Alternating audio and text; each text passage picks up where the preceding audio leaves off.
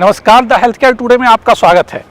आज हम आपको एक ऐसी शख्सियत से मिलाने जा रहे हैं जो अपने नॉलेज के बल पे आपके बीच काफ़ी चर्चित है। हालांकि वो एक विवादित चेहरा भी है। एडवांस एलोपैथ फर्टिलिटी में उनका आए दिन विरोध होता रहता है। जी हाँ, वो हैं doctor Biswaroop Roy Chowdhury. The health care today में स्वागत है। थैंक यू, धन्यवाद। आए दिन आप विवाद में रहते हैं। कभी आप पे आरोप लगता है कि आपकी डिग्री प्रॉपर नहीं है, आप किसी पीएचडी डिग्री के बेस पे ट्रीटमेंट कर रहे हैं। कभी आरोप लगता है कि आप मरीज को मिसगाइड करते हैं। यह सही है कि आप मरीजों के लिए काम कर रहे हैं, काफ़ी सारे मरीज भी आपसे ठीक होते हैं।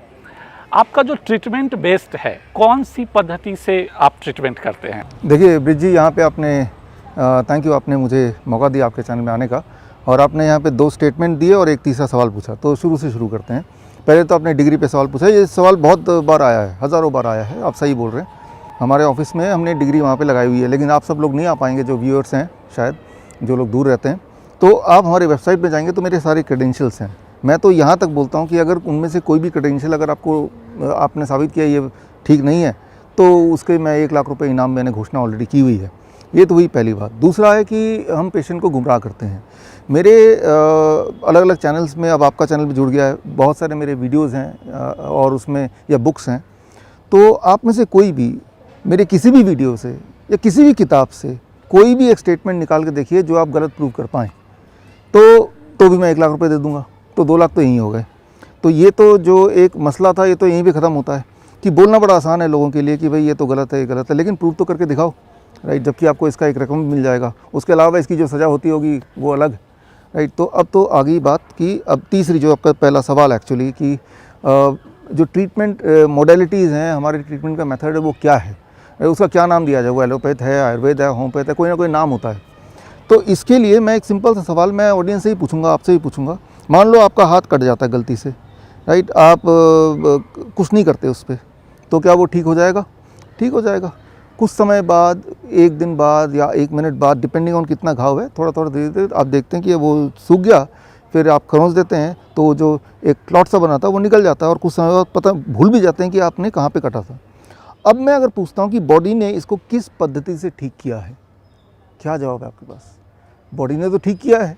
तो जब भी ठीक होते हैं आप, ये यकीन मानिए, वो बॉडी ही ठीक करता है, कोई दवा ठीक करता ही नहीं है। कोई दवा ठीक करता ही नहीं है। अगर कोई आपको बोल रहा है कि इस दवा ने आपको ठीक कर दिया, तो वो झूठ बोल रहा है।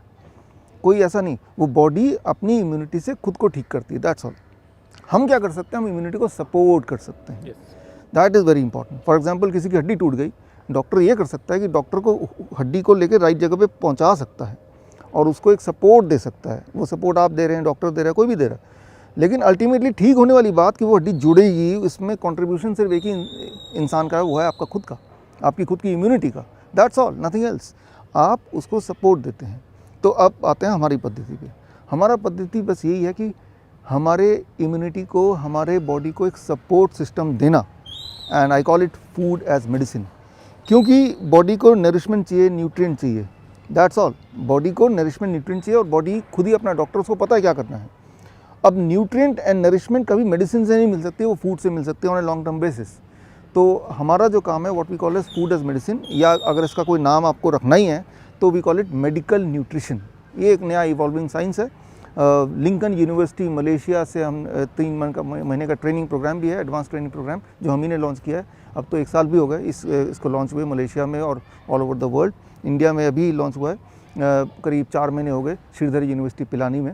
तो ये एक नया स्ट्रीम है, यूजिंग फूड एज मेडिसिन। सो मैं एक उदाहरण देता हूँ आपको समझाने के लिए। मान लो कि इंसुलिन वाला पेशेंट हमारे पास आता है, वो लैंटस लेता है 10 यूनिट, नोवारेपिड लेता है, मान लीजिए वो भी 10 यूनिट लेता है। और अब हम ये देखते हैं कि उसका वेट कितना, उसका हाइट कितना, पूरे दिन भर का उसका फूड इंटेक कितना है, और जब वो 20 यूनिट लेता है तो कितना ब्लड शुगर फ्लक्चुएट करता है, कितना डाउन जाता है। इसके बेसिस पे we have our own calculation, और हम उसको एक ऐसा स्पेसिफिक डाइट चार्ट बना के देते हैं कि जब वो उस डाइट पे रहता है तो वही वाला असर होता है जो इंसुलिन वाला असर था, माइनस इंसुलिन। यानी कि बिना इंसुलिन लिए भी उसका ब्लड शुगर लगभग वहीं पे रहेगा जहाँ की इंसुलिन लेने के बाद था। यानी कि पहले तो उसका इंसुलिन से पीछा छूट गया, और ऊपर से कोई दवा नहीं ले रहा है, वो फूड ले रहा है। फूड तो आपको जब तक जिंदा रहना है, खाना ही है। तो वो मेडिसिन फ्री करते हैं हम पहले, और उसके बाद हम करते हैं उसको disease free. So that is the whole process what we do. जो मैंने आपको एग्जांपल दिया इंसुलिन के लिए, ये example you can extend for cancer, you can extend for heart disease, you can extend for even infectious disease, जैसे मान लो कोई ट्यूबरकुलोसिस बात कर लेते हैं तो उसमें भी यही हम देखते हैं। हर बीमारी में एक बात याद रखिए, सिर्फ एक ही इंसान आपको ठीक करता है, वो है आप खुद। और आपको बस इतना करना है कि अपनी इम्यूनिटी को सपोर्ट देना है। जितना ज़्यादा सपोर्ट देंगे उतना काम अच्छा करेगा। बिल्कुल सही कहा आपने। किसी भी बीमारी को हमारी बॉडी ही हर संभव ठीक करती है। हालांकि सपोर्टिंग सिस्टम ज़रूर है, चाहे वो एडवांस एलोपैथ की बात हो, आयुर्वेद में हो, या मेडिकल न्यूट्रिशन है उसमें हो। एडवांस एलोपैथ में भी अगर हम बात करते हैं तो आप खुद देखो कि अब तक डेंगू तक के जो है सो डेंगू कई सालों से चलते आ रहे हैं, डेंगू के भी कोई मेडिसिन नहीं है। आपको अगर डेंगू भी हो जाता है तो वो सपोर्ट सिस्टम पे रखा जाता है, जो जहाँ भी दिक्कत होती है उसका एक सपोर्ट दिया जाता है आपके बॉडी को, लेकिन ठीक आप अपनी बॉडी से ही करते हैं।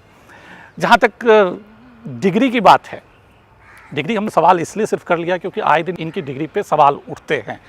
लेकिन एक बात बता दूं कि कई बार कई लोगों के लिए डिग्री उनके ज्ञान का पैमाना नहीं होता है।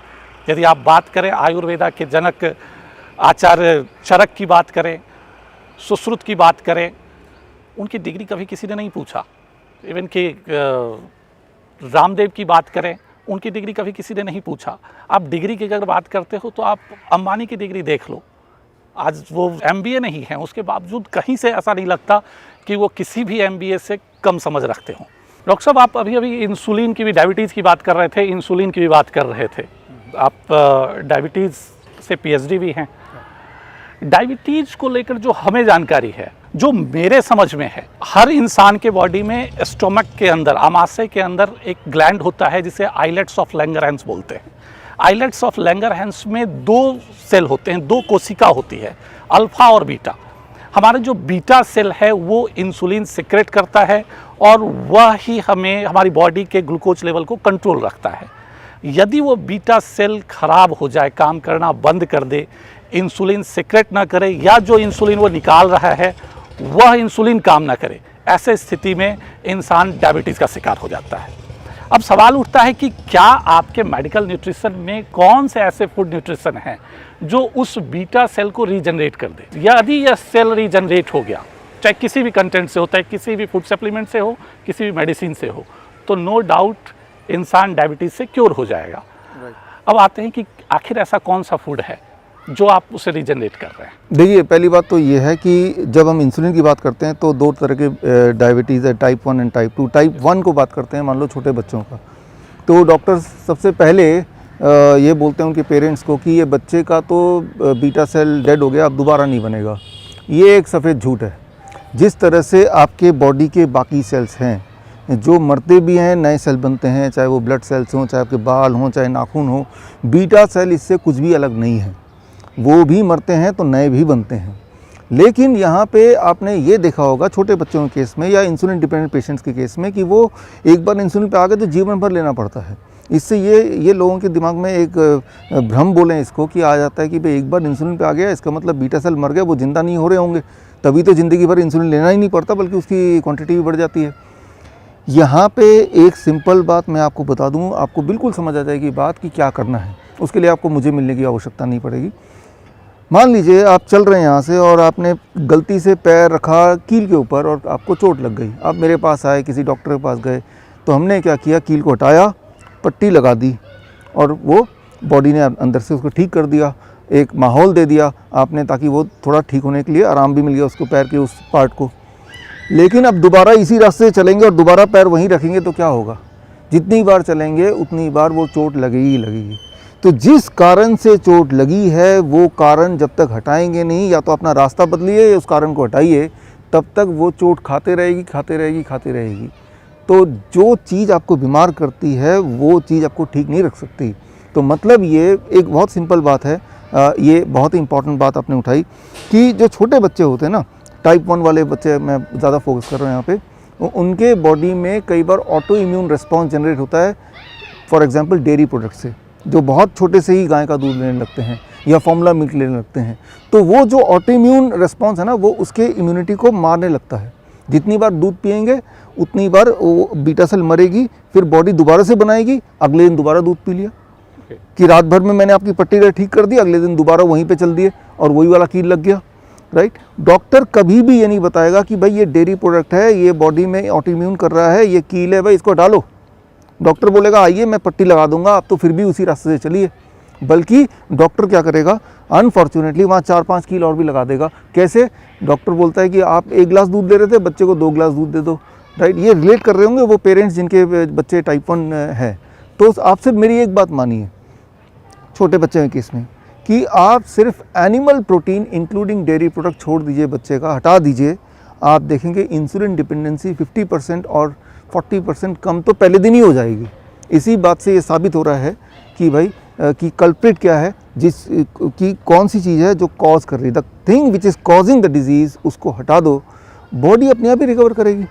अब आते हैं आपके जो स्पेसिफिक सवाल के जवाब में कि ऐसा कौन सा फूड है जो बीटा सेल को जनरेट कर दे, राइट। अभी मैंने ये बताया कि कौन सा फूड है जो बीटा सेल को मार दे पहले तो हाँ उसको तो हटा ही दो, हटाना ज़रूरी है। बॉडी जितनी बार क्योर करेगा उतनी बार आप अपने आप को इंजर कर रहे हैं। अब कौन से फूड है, देखिए दुनिया में जो सबसे इंपॉर्टेंट फूड अगर आप बोलते हैं, सबसे पावरफुल फूड अगर बोलते हैं, वो है ग्रीन लीव्स, पत्ते, जहाँ पे आप देख रहे हैं ये सब, राइट। भगवान ने शायद इसीलिए पत्तों को, पूरे दुनिया को पत्तों से ढक दिया। पत्ते एक्चुअली ये मेडिसिन है, राइट। एक शेर भी जब इंजर्ड होता है ना तो वो खाना पीना बंद कर देता है, वो पत्ते खाता है, राइट। पत्तों के अंदर एक्चुअली दवा है।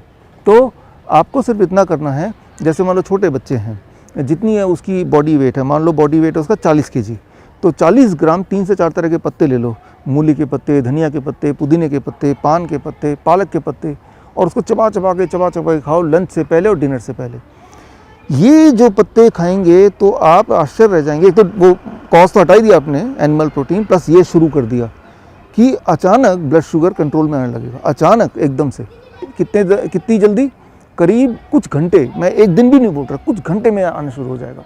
अब ज़रा सोचिए, कुछ घंटे में इफेक्ट आ रहा है, और अगर यही चीज़ परमानेंटली लेने लगे तो क्या होगा? अगर 1 हफ्ता लिया तो क्या होगा? 1 महीना लिया तो क्या होगा? 3 महीने लिया तो क्या होगा? सो अनबिलीवेबल रिजल्ट्स। तो सबसे इम्पॉर्टेंट क्या है जो ठीक करेगा, वो है पत्ते। उसको पत्तों को पार्ट बनाओ, जो पत्ते खा नहीं सकते उसको कूट के चटनी बनाओ, जो चटनी भी नहीं ले सकते उसका स्मूदी बनाओ, जो स्मूदी भी नहीं ले सकते उसका जूस बनाओ। पत्ते हमारे लाइफ का पार्ट बना लो, एक। दूसरा, raw vegetables and raw fruits. हर दिन आप कुछ ना कुछ सलाद खाओ और कुछ ना कुछ फल खाओ। इतना सा कर लेंगे to start with, and you will see the result on the first day. कहीं ना कहीं फूड आपके जीवन पे असर तो डालता ही है। याद कीजिए वो 3 से 4 दशक पहले का समय, हम लोग नंगे पांव मिट्टी में खेलते थे, हैंडपंप की पानी पीते थे, उसके बावजूद स्वस्थ होते थे। आज हर इंसान डरा हुआ है कि कब कौन सी बीमारी उन्हें पकड़ न ले। जहाँ तक डायबिटीज़ की बात है तो अब तक हमारे कई बेस्ट आयुर्वेदाचार्य से भी बात हुई, एडवांस एलोपैथ से भी बात हुई, किसी ने ये दावा नहीं किया कि डायबिटीज़ ठीक किया जा सकता है। लेकिन कहीं ना कहीं डॉक्टर साहब के अपने रिसर्च हैं, डॉक्टर साहब अपने रिसर्च के बेस पे बता रहे हैं कि ठीक हो सकते हैं। डायबिटीज़ पे एक स्पेशल प्रोग्राम लाएंगे जिनमें डॉक्टर साहब से काफ़ी बारीकी से पूछेंगे कि आखिर वो ट्रीटमेंट क्या देते हैं और किस तरह से करते हैं। अगर कोई पेशेंट का फीडबैक होगा तो वह भी आपके लिए लाएंगे। डॉक्टर साहब, एक जो बहुत बड़ी समस्या में देखने को मिलती है, जिस फील्ड में जाए, एलोपैथ में जाते हैं, एलोपैथ के डॉक्टर बोलते हैं कि मेरे पास सारे इलाज हैं। आयुर्वेद में जाते हैं तो बाबा रामदेव को देखिए, वो बोलते हैं कि नहीं जी मेरे पास सारे इलाज हैं, मैं सारा इलाज कर देता हूँ। आपके पास आते हैं तो आप बोलते हैं कि मेरे पास सारे इलाज हैं, बाकी के पास नहीं है। तो ये अलग अलग चलने की जो प्रैक्टिस शुरू हो गई है, कंबाइंड होके क्यों नहीं चल पा रहे हैं? सारे डॉक्टर, एलोपैथ वाले बोले कि हाँ जी ये हमारे पास नहीं है, ये आपके पास है, आप चला लो। आपने फूड न्यूट्रिशन पे आए, आप मेडिकल न्यूट्रिशन पे आए, आप ये कहे कि हाँ जी आप रोग है, आप ये मेडिकल न्यूट्रिशन आप चला लो, बाकी चीज़ वो चला लो। जिस फैकल्टी के पास जाते हैं, जिस फैकल्टी के पास जाएं, उसमें बातें होती है कि नहीं आयुर्वेद आपका नुकसान कर देगा, आप यहीं रहो। आयुर्वेद में जाते हैं, वो बोलते हैं कि वहाँ नुकसान हो जाएगा, आप यहाँ रहो। आप बोलते हैं कि वहाँ गड़बड़ है, आपको मेडिकल न्यूट्रिशन, काम तीनों कर रहा है, हर कोई अपना असर छोड़ रहा है, कोई ज़्यादा कोई कम। ये अलग अलग चलने की जो एक प्रैक्टिस डेवलप हो गई है, और ये सारे जो टॉप मोस्ट सीनियर हैं वह ये कर रहे हैं। आपकी बात, आपने मेडिकल न्यूट्रिशन में बहुत अच्छा कर रहे हैं, लेकिन आप कभी ये स्टेटमेंट नहीं देते कि आयुर्वेदा भी ठीक है, आप आयुर्वेदा को भी अडॉप्ट कर सकते हो। आप एलोपैथ में टॉप के लेवल पे जाके देख लो, वो बोलेंगे नहीं यही ठीक है, क्यों? देखिए, पहले तो मैं ये मानता हूँ कि eight the end of the day result ये होना चाहिए कि पेशेंट ठीक हो जाना चाहिए, फिर वो पैथी कुछ भी हो, पेशेंट सेंट्रिक इलाज। तो आप मानेंगे कि हमारी जो टीम है, हमारी टीम में एलोपैथ के डॉक्टर्स भी हैं, आयुर्वेद भी हैं, होम्योपैथ भी है, नेचुरोपैथ भी हैं, इवन एक्यूप्रेशर भी है। तो जितने सारे नेचुरोपैथ भी हैं, सारे पद्धति की हमारी टीम है। तो जो भी चीज़ मैं आपको बताता हूँ, ये नहीं कि सारी वो मेरी नॉलेज है, उनसे के नॉलेज लेके तो मैं आपको वो बता रहा हूँ। तो हम तो यही मानते हैं और हम ये करते भी हैं कि कई बार पेशेंट का पेन कम ही नहीं हो रहा तो आयुर्वेद का सहारा लेते हैं या होम्योपैथ का सहारा लेते हैं। तो डिपेंडिंग ऑन कि कौन सी पैथी है जिसमें साइड इफ़ेक्ट बहुत मिनिमाइज्ड हो या ना हो और थोड़ा सा पेशेंट को आराम मिल जाए, तो इसे कहते हैं इंटीग्रेटेड मेडिसिन। और अब ये दौर इसका आ रहा है। आप देखेंगे मेरा सेंटर मलेशिया में है, वियतनाम में है, सिंगापुर में है, स्विट्ज़रलैंड में है, दुनिया भर में देखेंगे तो वो इंटीग्रेटेड हॉस्पिटल्स बन रहे हैं, वहाँ पे काम करना शुरू हो गया है। इंडिया में भी अब देखेंगे कि ये सिस्टम की तरफ रुख है, बड़ी जल्दी दिखेगा, जहाँ पे सारे पैथी मिल के पेशेंट सेंट्रिक इलाज, पेशेंट को क्या चाहिए ना कि डॉक्टर को क्या चाहिए, ये तो हुई एक बात। अब सवाल ये है कि डॉक्टर्स ऐसा क्यों करते हैं कि अपने पैथी पे ही स्टिक रहते हैं। उसको तो मैं ये बोलता हूँ कि हम एक घोड़े की तरह होता है कि भाई डॉक्टर कि सिर्फ उसको आगे ही दिखाई दे रहा, अपने ही उतना ही लिमिटेड उसके दायरा है, उस दायरे में ही वो रहना चाहता है, उसमें ही वो कंफर्टेबल है। लेकिन पेशेंट को क्या करना चाहिए? सवाल ये है कि इस सब के जद्दोजहद में कि आयुर्वेद बोल रहा है कि मेरे पास आ जाओ, मैं बोल रहा हूँ कि मेरे पास आ जाओ, तो पेशेंट को क्या करना चाहिए? पेशेंट का क्या मकसद है, पहले तो पेशेंट को डिसाइड करना है। तो मैं एक चीज़ बताता हूँ जो सारी चीज़ों को, कन्फ्यूजन को दूर करेगा from the patients point of view. Important तो पेशेंट है, राइट? तो पेशेंट्स पॉइंट ऑफ व्यू ये है कि आपको क्या चाहते हैं। तो आप सिर्फ जब भी किसी पैथी में जाएं, इंक्लूडिंग मेरे पास भी अगर कोई आता है या मेरी कोई बात मानता है, तो एक सवाल पूछिए कि डॉक्टर साहब मैं आपकी बात मानता हूँ कि जो ट्रीटमेंट दे रहे हैं मैं लेने को तैयार हूँ, लेकिन आप ये बताइए क्या ऐसा कोई सबूत है कि इसको अगर मैं लूँ तो मेरी लाइफ स्पैन बढ़ जाएगी या मेरी क्वालिटी ऑफ लाइफ बढ़ जाएगी in comparison to, very important, in comparison to अगर मैं कुछ ना करूँ तो, कुछ भी ना करूँ तो जो भी एविडेंस दिखा दे, राइट? आप मेरे पास भी आएंगे तो मान लो आप कैंसर के लिए आते हैं, आप बोलेंगे डॉक्टर साहब आपने जो डाइट बताया मैं ले लूँगा, लेकिन क्या कोई एविडेंस है आपके पास कि अगर ये डाइट लूँगा तो मेरी लाइफ स्पैन बढ़ जाएगी या मेरी क्वालिटी ऑफ लाइफ इंप्रूव हो जाएगी इन कंपैरिजन टू मैं कुछ भी नहीं करूँगा तो, राइट? एक तरफ कुछ ना करना, चलने दो जैसी बीमारी है, देखते हैं क्या होता है, दूसरी तरफ कि आपकी बात मानना। तो अगर कोई एविडेंस है तो बताओ, तो जो एविडेंस दिखा दे आप उसकी बात मानो। कोई बोल सकता है कि मेरा बहुत बड़ा हॉस्पिटल है, देखो मेरे कितने स्टाफ है, कोई बोल सकता है देखो मैं कितना ज़्यादा फीस लेता हूँ, कोई बोल सकता है मेरी इतनी सारी डिग्री है, लेकिन आपकी बॉडी डिग्री नहीं पहचानती, आपकी बॉडी हॉस्पिटल के बिल्डिंग को नहीं पहचानती या उस पेशेंट, उस डॉक्टर की शक्ल नहीं पहचानती। आपकी बॉडी जो है ये एक बायोलॉजिकल प्रोसेस में काम करती है। तो सबसे इम्पॉर्टेंट बात है जो एविडेंस दिखा दे, सामने सबूत दिखा दे, उसकी बात आप मान लो, राइट? और तो अब सबूत की बात करते हैं तो मेरा तो एक्सपीरियंस रहा है, 12 साल हो गए मुझे। तो एलोपैथ में अगर हम पॉइंट बाय पॉइंट काम का पूछते हैं, फॉर एग्जांपल डायबिटीज़ की बात कर रहे थे तो मैं एक एग्जांपल देकर इसको ख़त्म करता हूँ। डायबिटीज़ में एविडेंस ढूंढने के लिए जो एविडेंस की ये दिखाने की दवाई लेने से आपकी लाइफ स्पैन थोड़ी बढ़ जाएगी या क्वालिटी ऑफ लाइफ बढ़ जाएगी या दोनों बढ़ जाएगी, ऐसा साबित करने के लिए ट्रायल किया गया, ऐसे कहते हैं एकॉर्ड ट्रायल। 10,000 पार्टिसिपेंट्स, 5,000 लोग, 10,000 के 10,000 डायबिटिक पेशेंट, 5,000 लोगों को दवाई दी गई तो ब्लड शुगर नीचे आ गया, 5,000 लोगों को दवाई नहीं दिया, कुछ नहीं किया तो ब्लड शुगर जाहिर सी बात ऊपर रहा। और ऐसे लोगों को कि भाई 6 साल तक ये ट्रायल चलेगा, देखते हैं 6 साल के अंत में कितने लोग जिंदा रहते हैं बोथ द ग्रुप्स में, राइट? तो 6 साल छोड़िए, 3.5 साल के अंदर अंदर जिन ग्रुप ने दवाई लेनी शुरू की उनमें 22% मोर मॉर्टलिटी इन कंपैरिजन टू जिन्होंने दवाई ली नहीं, और वो ट्रायल को बीच में ही रोकना पड़ा क्योंकि मौतें बढ़ रही थी किस ग्रुप में, जहाँ दवाई ले रहे थे।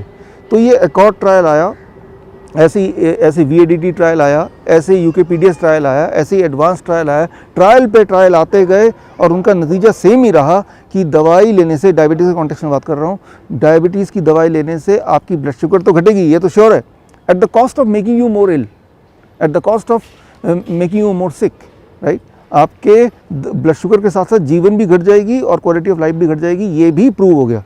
इसलिए फिर डायबिटीज़ के जो गाइडलाइन है वो बदल गई। 2018 6 मार्च को नया गाइडलाइन आया, it is called ACP guideline, right? उस गाइडलाइन का पहला स्टेटमेंट ये था कि दवाई जो है टेम्प्रेरी 2 महीने के लिए, ना कि हमेशा के लिए जैसा कि होता है, राइट? क्योंकि इस दवाई के लेने से पेशेंट मर रहा है। हमारा बेसिक मकसद पेशेंट के ब्लड शुगर को कम करना है, बढ़ाना नहीं है। बेसिक मकसद कुछ ऐसा करना है कि पेशेंट लंबा जिए या क्वालिटी लाइफ अच्छी हो, जबकि ये जो दवाई है ये दोनों कंडीशन फुलफिल नहीं कर पा रही है। तो भारत में जब ये लॉन्च हुआ, ये न्यू गाइडलाइन भारत के 6 मार्च 2018 मार्च महीने में ही इंडियन मेडिकल एसोसिएशन ने मिलके ये अपना एक रणनीति बनाई कि हम इस गाइडलाइन को मानेंगे नहीं, ना पेशेंट तक पहुंचाएंगे इस गाइडलाइन को, क्योंकि इस गाइडलाइन को पेशेंट तक पहुंचाने का मतलब पेशेंट को ये बोलना कि जो दवाइयाँ मैं आपको दे रहा था उस दवाई को बंद करो, राइट। तो एविडेंस तो यही कहते हैं कि दवाई लेने से आपकी लाइफ स्पैन घटती है। मैंने सिर्फ एग्जाम्पल एक दिया, लेकिन यही example we can extend to other disease as well, right. So at the end of the day it is the patient who have to be intelligent. Patient को ही समझना होगा, आपको ही पेशेंट्स के साथ काम करना होगा, शायद इसीलिए उनका नाम है पेशेंट। सही बताया आपने, पेशेंट अब बहुत समझदार हो गए हैं। पेशेंट कहीं भी कभी भी कहीं भी जाते हैं, किसी भी डॉक्टर से मिलते हैं तो उस डॉक्टर के रिगार्डिंग वो पूरी रिसर्च करके पहुंचते हैं। और जहां तक डायबिटीज़ की बात है, मैंने एक बार फिर से बताता हूं कि डायबिटीज़ पे एक स्पेशल प्रोग्राम बनाएंगे। डायबिटीज़ सही मायने में एक इतनी खतरनाक बीमारी है जिसके रिजल्ट आपको इमीडिएट नहीं दिखते, लेकिन यदि आपने अगर डायबिटीज़ पे कंट्रोल नहीं रखा तो आने वाले समय में आपकी किडनी भी फेल होंगे, कार्डियक भी प्रॉब्लम आएगी, कई सारी प्रॉब्लम डेवलप हो जाती है। इसलिए जैसे भी हो डायबिटीज़ को कंट्रोल करना बहुत ही ज़रूरी है। हर पद्धति की अपने अपने दावे हैं। एलोपैथ्स अपने दावे करते हैं, आयुर्वेद अपने दावे करते हैं, डॉक्टर साहब के अपने दावे हैं। अब डिसाइड आपको करना है कि आपको जाना कहाँ है। देखिए, हम सारे लोगों के पास भगवान ने आँख, कान, नाक, गला, दिमाग इसलिए दिया है कि हम हर लोगों की बात को सुने, समझें और फिर डिसाइड करें कि हमें करना क्या है। आपके पास कई सारी पद्धति है, एडवांस एलोपैथ है, आयुर्वेद है, हेम्योपैथ है, डॉक्टर साहब की मेडिकल न्यूट्रिशन पद्धति है जो काफ़ी कारगर भी साबित हो रही है। अब डिसाइड आपको करना है कि आपको अपने इलाज के लिए जाना किधर है। हम रखें आपका ख्याल।